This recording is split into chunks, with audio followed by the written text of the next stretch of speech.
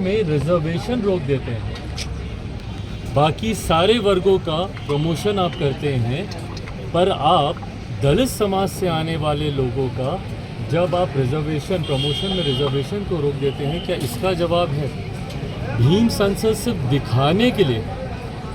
और हकीकत में पिछले 18-19 साल से जब से मुख्यमंत्री नीतीश कुमार जी की सरकार है, कौन नहीं जानता भैया दलित विरोधी सोच मुख्यमंत्री नीतीश कुमार जी की है। जिस तरीके की भाषा का इस्तेमाल मुख्यमंत्री जी ने, पूर्व मुख्यमंत्री जो कि पुनः दलित समाज से ही आए, उनके बारे में बिहार की विधानसभा में उन्होंने करने का काम किया। ऐसे में आप संसद करेंगे, ऐसे में आप दिखावा करेंगे कि आप दलित हितैषी हैं, आप दिखावा करेंगे कि अनुसूचित जाति जनजाति वर्ग से आने वाले लोगों की सबसे ज़्यादा चिंता आपको।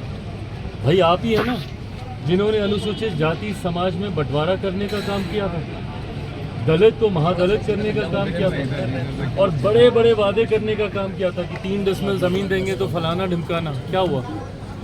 पिछले चुनाव से पहले इन्होंने ही घोषणा की थी कि अगर दलित समाज से परिवार से आने वाले किसी भी व्यक्ति की अगर हत्या होती है तो उसे सरकारी नौकरी दी जाएगी।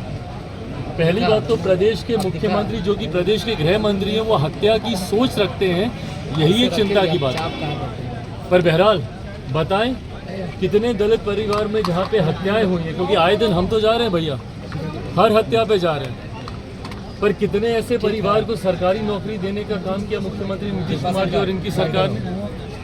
तो जब आप भीम संसद कर रहे हैं तो कृपा करके इस भीम संसद में अनुसूचित जाति जनजाति में जितने अत्याचार हुए हैं उसका भी ब्यौरा यहाँ पे देने का काम ये सरकार करे, और जो खुद इस पार्टी के सर्वोच्च नेता की दलित विरोधी सोच है उसका भी जिक्र इस भीम संसद में होना चाहिए। केंद्र को भेजा जा रहा है, आप सहमत हैं क्या? भाई मैं पूरी तरीके से सहमत हूँ, पर ये चुनाव के वक्त जब मेरे मुख्यमंत्री को विशेष राज्य के दर्जे की मांग याद आती है, आप लोग बताइए ना 2017 से लेकर 2022 तक कितनी बार इन्होंने जिक्र किया विशेष राज्य के दर्जे का। सारे इंटरव्यूज आप लोगों के पास ही होंगे उस दौरान। वो एक ऐसा दौर था जो मुझे लगता है लंबे समय के बाद बिहार की विडंबना रही है कि हमेशा विरोधाभास की सरकारें रही हैं, केंद्र में कोई और, राज्य में कोई और इसीलिए कभी भी विशेष राज्य के दर्जे की मांग को पूरा नहीं किया जा सका। जब बिहार में एनडीए की सरकार थी तो केंद्र में यूपीए की सरकार होती थी, जब केंद्र में यूपीए की सरकार थी तो जब केंद्र में एनडीए की सरकार तो बिहार में महागठबंधन की सरकार। पर 2017 से 2022 का एक ऐसा दौर था जिसे हमारे प्रधानमंत्री जी डबल इंजन की सरकार कहते हैं। जब वो डबल इंजन की सरकार थी तो कितनी बार मुख्यमंत्री जी ने इस आवाज़ को उठाया कि बिहार को विशेष राज्य का दर्जा मिलना चाहिए। क्यों नहीं गए उस वक्त मुख्यमंत्री जी हमारे प्रधानमंत्री के पास? क्यों नहीं इन्होंने केंद्र में उस वक्त इस मांग को रखा? क्यों नहीं उस वक्त कैबिनेट से पारित कराया? आज जब चुनाव सर पर हैं तो मेरे मुख्यमंत्री को विशेष राज्य के दर्जे की मांग की याद आती है और उसको लेकर ये आंदोलन करेंगे। 19 साल के मुख्यमंत्री आज आंदोलन करेंगे। भैया किसको झुंझुना पकड़ा रहे हैं आप? किसको मूर्ख समझ रहे हैं? बिहार की जनता को मूर्ख समझ रहे हैं क्या? 19 साल के बाद आपको याद आ रहा है कि बिहार को विशेष राज्य के दर्जे की मांग की जरूरत है? और इन 19 सालों में आपने क्या किया भैया? आपने क्या किया ताकि बिहार की अर्थव्यवस्था बेहतर हो?